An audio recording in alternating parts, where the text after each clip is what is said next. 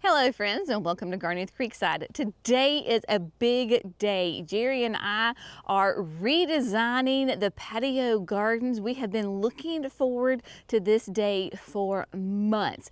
We are going to recreate, redesign this space to give us massive annual color impact all growing season long that the hummingbirds, the pollinators, the humans are going to absolutely love. So stay tuned with us as we spend the day here on the patio getting this area absolutely gorgeous. But before we get to work, there's a little bit of prep that we have to do. You can probably see Jerry is back there already working on it. So let me kind of give you a quick overview of what we have done and what we are going to do today. Those of you that are faithful viewers of Gardenias Creekside, you may notice that we have removed some of the large shrubs. They were taking up a ton of space, and we wanted to edit, redesign this garden a little bit.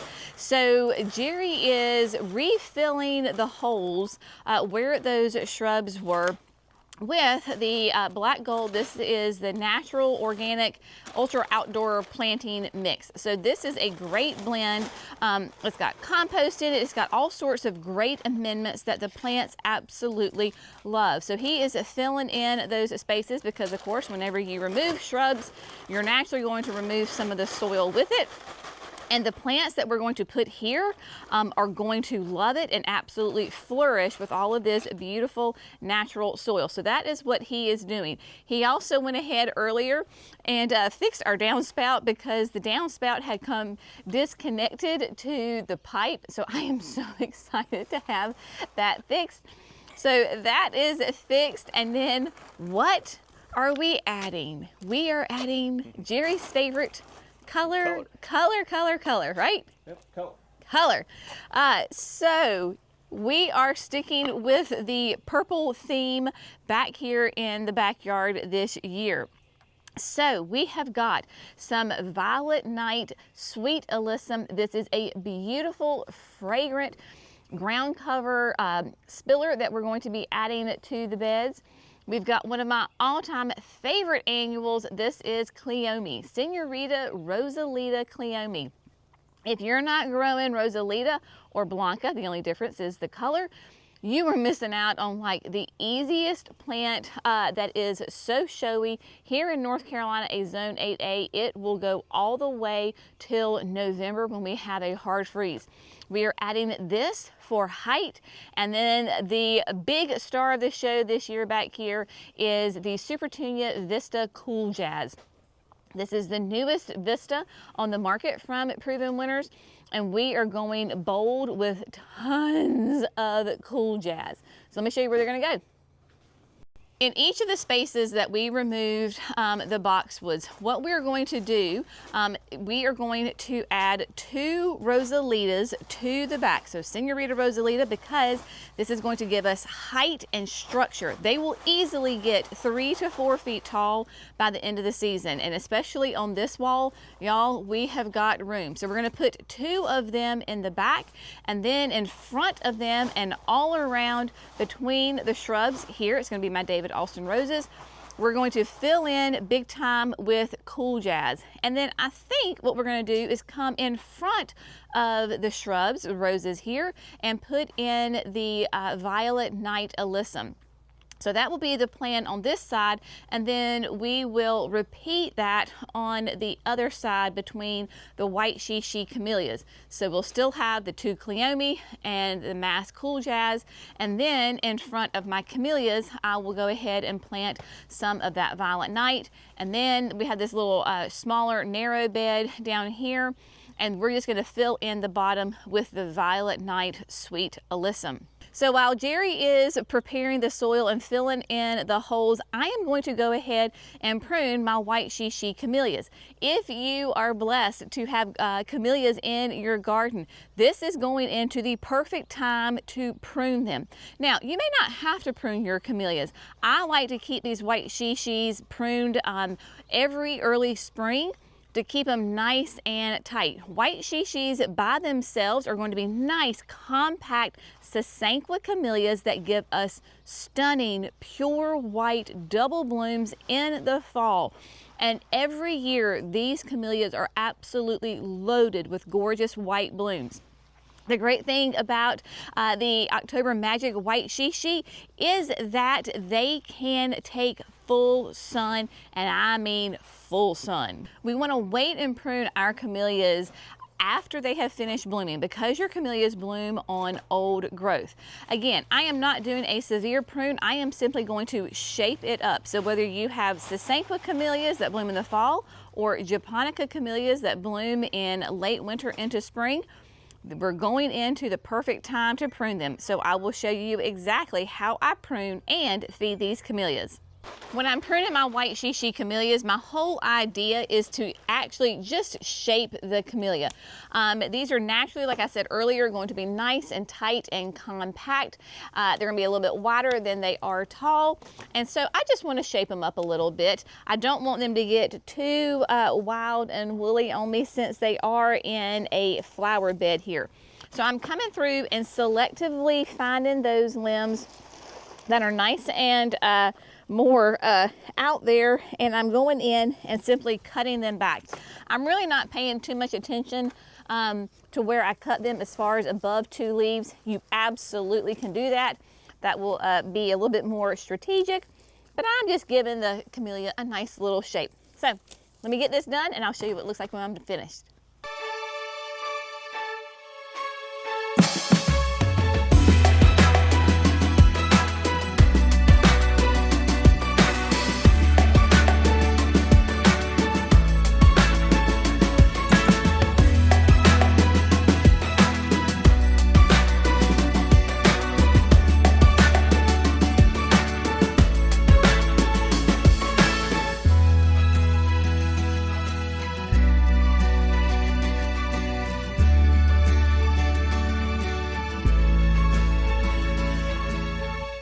The October Magic White Shishis have been pruned, and unless you knew that I pruned them, you really would not know, right? They do not look scalped, they're not in little balls, and they just have a nice overall shape to them. So that's what I do when I'm looking at pruning my camellias. I want to keep them nice and tight. This is the perfect time of year to do it, because they will have plenty of time to put on that new growth, form those beautiful flower buds for this fall, and give me a gorgeous display of pure white flowers. The one thing, there's always a little caveat. Next door, I have got the Diamond Spire Gardenia. Y'all, I have never pruned this. This is the year I'm going to do it. However, we are not doing it today, because gardenias, just like your camellias, they bloom on old growth. So they have already set their buds. And in fact, I see buds all over this gardenia. If I were to prune it right now, I am going to cut off all of my blooms. And you know, Jenny, I do adore my gardenia blooms. So once it is finished flowering, then I will go ahead and give it a prune. But not yet. We want to reap the benefit of those beautiful fragrant white flowers of Diamond Spire Gardenia. The last thing I need to do with my camellias is go ahead and feed them. Your camellias and your gardenias, by the way, do love acidic loving fertilizer. So choose a nice slow release. I am going to use Hollytone. Follow the directions on the bag. I like to have a nice little hard cup like this so I can easily scoop it and sprinkle it. So while we're in here working the beds, I'm going to go ahead and feed the camellias and the gardenias. I will just take a scoop and then work it around the drip line of the camellias. Just work it into the soil. That slow release fertilizer is going to keep them nice and green and lush and produce lots of beautiful foliage, which then in turn gives me gorgeous flowers this fall. All right, so we've got the Camellias and the Gardenias fertilized. Now we're ready to talk and plant the annuals. So I'm going to run through each of these three and explain why you might want to add them to your garden. So first and foremost is the big girl. So this is Senorita Rosalita. It is a Cleome, like I said earlier. If you're familiar with Cleome, some people may call this a grandmama plant, right? Because your grandmother probably had Cleome in her garden.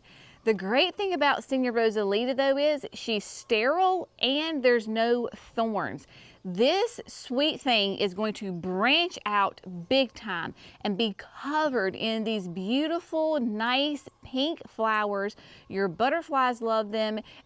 All your pollinators love them, and it gives you all of this gorgeous height, structure, and movement in the garden. And so, yeah, it says 24 to 48 inches.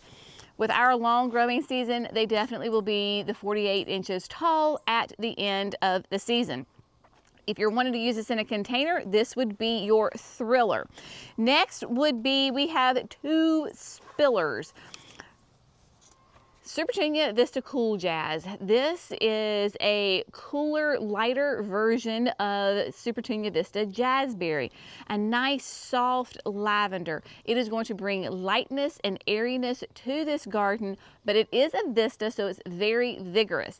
That is exactly why we're using it in the patio, because we removed those shrubs. Now we have lots of room to put these big bursts of colors. So we're going to use Cool Jazz all around the patio, and we're going to also do it on the corner of the little lantern beds. So your vistas can get some height to them. They can get to be about 2 feet tall and spread to be 2 to 3 feet wide. Y'all, we're going big. We're going to use a ton of these. It is going to be gorgeous. And then if you are looking for a plant that is going to bring sweetness literally to your garden, an explosion of beautiful dark purple flowers, the pollinators love this. This is Violet Night Alyssum. Violet Night Sweet Alyssum is going to produce these beautiful, I can smell the fragrance right here, deep purple flowers. It is going to be a very soft, light, airy look. It is a great spiller in your containers. We're using that as a spiller in our landscape. So we're going to plant it in mass underneath the Desdemona David Austin roses, and then we're going to plant 2 of them in front of each of the shrubs, tying it all in together. I also have Violet Night up in my hanging baskets on the porch. So that way we're tying in this whole landscape with the same plants, the same color scheme, and it is going to give us huge color all summer long. So Jerry and I are going to go ahead and get these placed and planted in the flower bed. He went ahead and put down the Biotone and the Proven Winners continuous release fertilizer. So all we have to do is plop them down into the soil.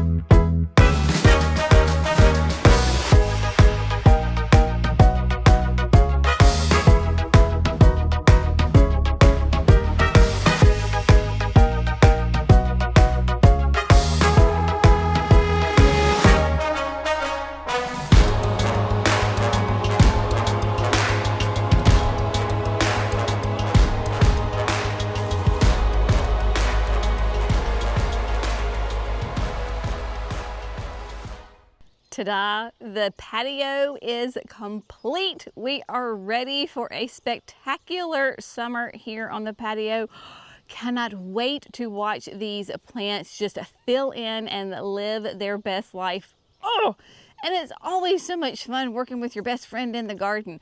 Jerry and I don't get to do projects together much anymore just because of the nature of the business and all the different facets. And so for me to get him for a whole project working together, it is fantastic because truly we love working together. I mean, we've built a business and a family and a life together. We love working together. So it was great working with him.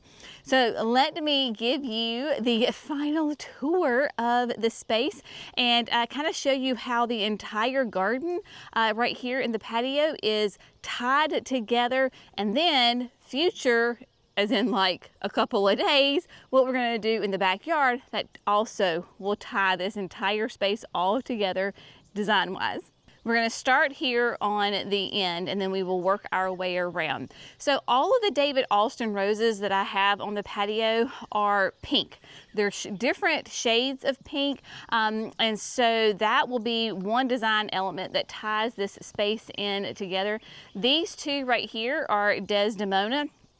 I adore Desdemona. It smells like the most magnificent rose you have ever smelled. And then by putting that violet night all underneath it, there's, I believe, 12 of them under here.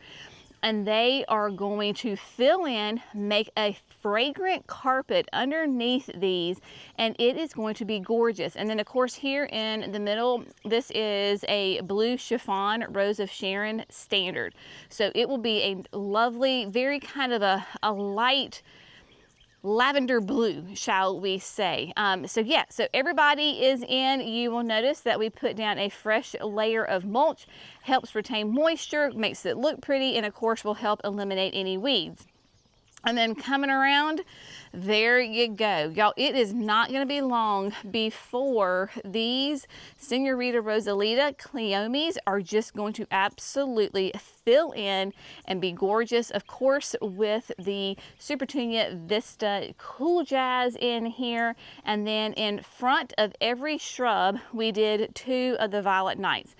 So that way everything ties together, and it is repeated the same all the way throughout.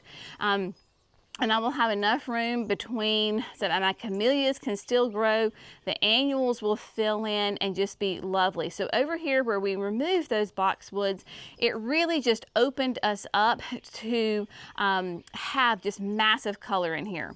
Do not ever be afraid to redesign, change up, switch up, edit, whatever you want to call it, your garden. Because gardens are never complete. They are fluid. They are always changing and growing. We had an issue with one of the boxwoods, and so we're like, you know what? These have gotten so big and we want to take them out. That way we can put in the massive color. Jerry and I do love a ton of annual color. We just absolutely embrace it and love it. So not only am I going to be able to have my summer color here, but then in the fall when these are taken out, early December, when I plant my tulips, guess what? This entire area can be filled with tulips. So come next spring, I have a huge display of tulips between my camellias and then my roses. So anyway, very, very excited about that. And then we also added another little pop of surprise behind the gardenias. So you can't really see them right now, but just wait. So behind the gardenias, we also put 2 more Cleome down there. I did this years ago when I had Cleome in here, and it makes a huge difference because that Cleome is going to get nice and big. Now remember, I'm going to prune and trim my gardenias after they flower, but still these Cleome, even if I didn't prune the gardenias, they still would be nice and full. So then it frames the steps. So it has all of that design. We're repeating that same plant all the way around, and then right there at the top of the steps, it will frame it and give it, just tie it all in together so nicely.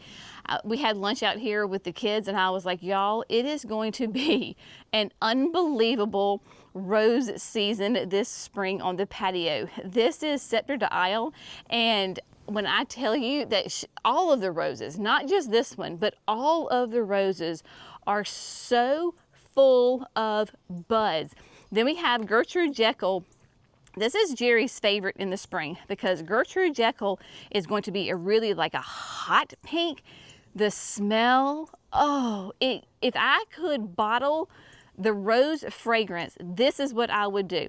Between Gertrude Jekyll and Desdemona, it is that classic rose fragrance. I love it. And they are getting so nice and thick. And then those of you that are faithful viewers, a couple of years ago, I got the new introduction. This is Elizabeth. And I first put her in a large container in the backyard. Then I moved her here last year. She did okay last year, being transplanted. You think she likes her new home? Elizabeth, of course, is named after Queen Elizabeth. The foliage on these roses are unbelievably gorgeous. I mean, spectacular. And all of those buds. You may notice that behind each of the David Austins over here, I have a clematis. I love having my clematis behind the David Austin roses because when they're all in bloom, it is like living inside of a dream. It is so incredibly pretty. So with all three, because the roses are all different, we have Scepter d'Isle, we have Gertrude Jekyll, and then we have Elizabeth. There's too many gorgeous roses for me to choose from, so I have to have them all just in the same kind of color scheme, right? But the clematis are all the same. So this is Pernille, and this is one that I got from Brushwood Nursery several years ago. That is a fantastic mail order online nursery in Georgia they specialize in clematis and vines. They have like honeysuckles and different things like that. Check them out. Great quality, great customer service, but Pernille has like some whites with some pinks in it, and you can see this one is really happy. So I have no doubt it is going to be absolutely gorgeous. And then we forgot to tell you, y'all, we just got so excited about the patio. We forgot to tell you that we were also doing the little bed right here. So we got it planted also with Cool Jazz. So there you go. We're going to have a carpet of Cool Jazz underneath the lanterns. And yeah, I cannot wait to watch all of these babies just fill in and be absolutely stunning. The backyard, everything is popping. Those are my friends who live in the cooler regions. Here you go. Here's a little look-see for your future. Things are greening up. I mean, the trees have popped out. We got some delicious rain last night and yesterday. My rain gauge said to be about 2 inches. I think that was a little generous, but it did come down quite a few times. So everything really now is going to explode.